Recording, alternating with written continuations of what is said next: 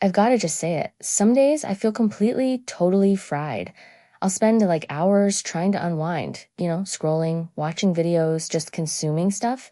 And at the end of it all, I don't feel relaxed. I feel nothing, just empty, and weirdly exhausted. It's like there's just static in my brain. Yeah, that feeling is so familiar to so many of us, right? It's that classic revenge bedtime procrastination trap. You feel like you're claiming back some you time, but you just dig yourself into a deeper hole. But here's the thing. There's a very real biological reason why that happens.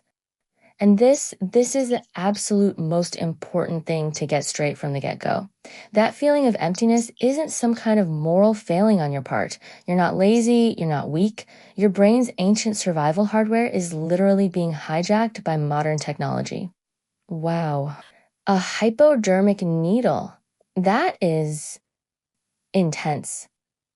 But it doesn't feel wrong, does it? It's like we've all become dopamine slaves, just constantly wired and waiting for the next notification, the next like, the next hit. Our world shifted from scarcity to this insane, overwhelming abundance, and our brains just weren't built for it. Exactly. And if we want to figure out how to fight back, we have to understand the core mechanism inside our heads.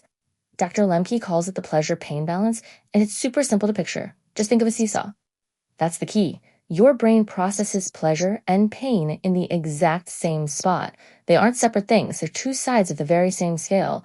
And your brain's main job, its obsession really, is to keep that scale perfectly level.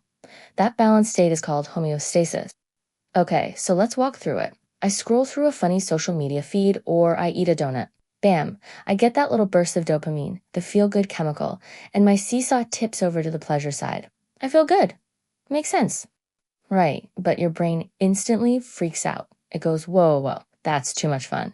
And it has to restore balance. So it deploys what you can imagine as these little gremlins, your brain's own internal fun police, and they immediately jump on the pain side of the seesaw to bring it back down to level.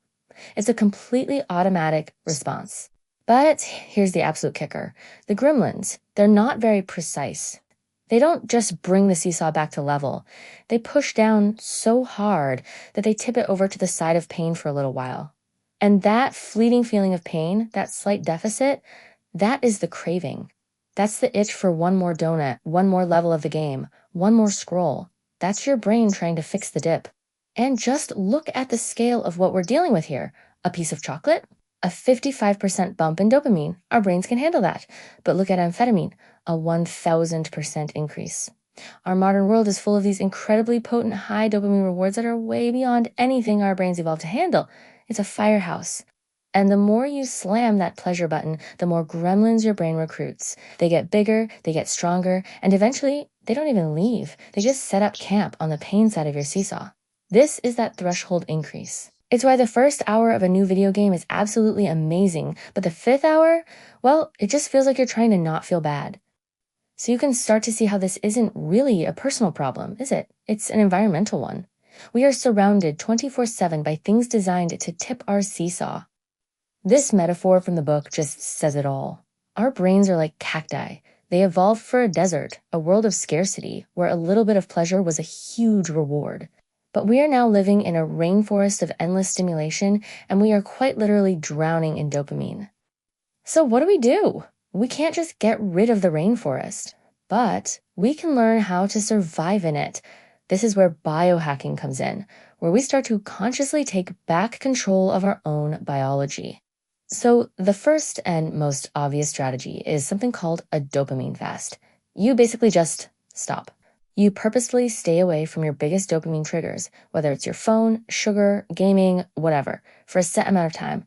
You're giving those gremlins a chance to get bored and finally go home, letting your seesaw return to level. Okay, so a dopamine fast. Starve the gremlins. I get it. But what's this?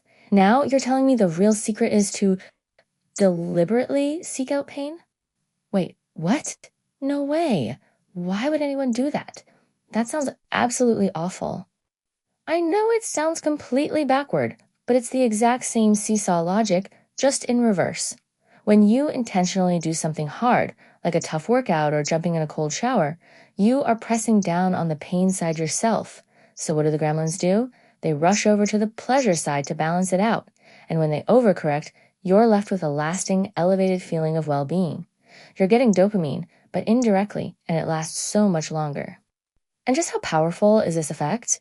Well, studies looking at cold water immersion found that it can lead to a 250% increase in baseline dopamine.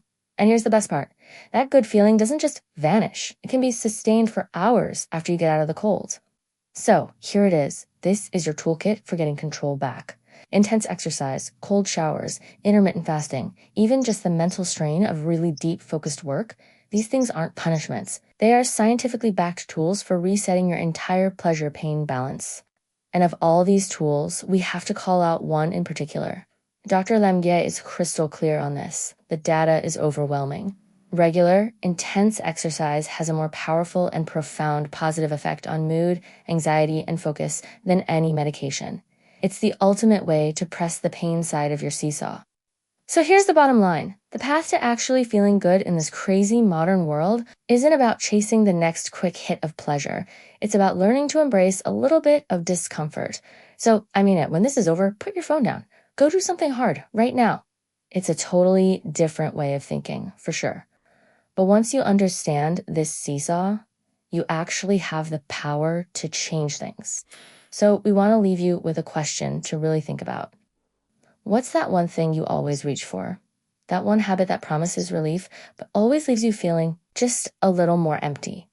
What is your biggest dopamine addiction?